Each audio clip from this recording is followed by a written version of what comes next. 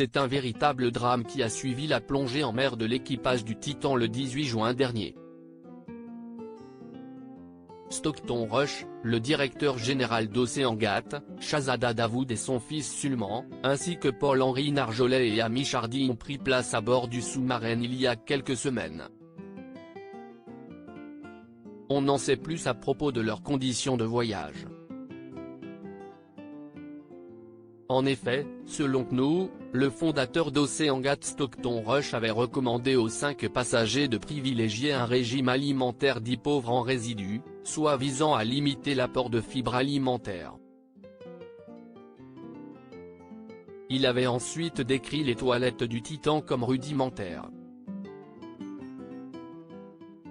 Il aurait en outre précisé qu'il était préférable de ne pas boire de café au cours de la matinée précédant le départ. Les explorations sous-marines suspendues par Oceangate. Les passagers du Titan avaient reçu des consignes précises concernant la tenue vestimentaire à adopter avant de monter dans le sous-marin. Ils devaient porter un bonnet, des chaussettes épaisses et être vêtus de vêtements chauds. La raison est simple, les températures diminuent progressivement au cours de la plongée.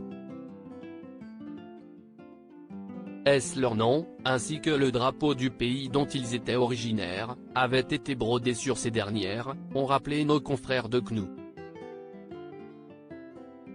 Outre ces vêtements, ils avaient été équipés d'imposantes bottes à embouts en acier, d'un casque et également d'un gilet de sauvetage.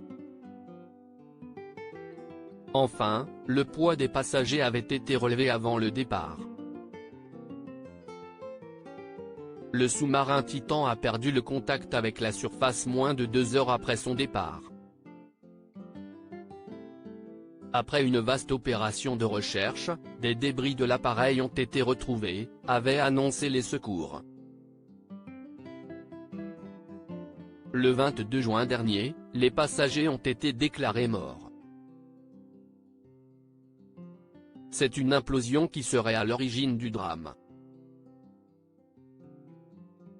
À la suite de ce tragique incident, la société Oceangate a déclaré sur son site internet qu'elle suspendait ses explorations et opérations commerciales, ce 6 juillet, a également rapporté Midi Libre. Article écrit en collaboration avec 6 médias Crédit Photo, Oceangate Expédition via Bestimage.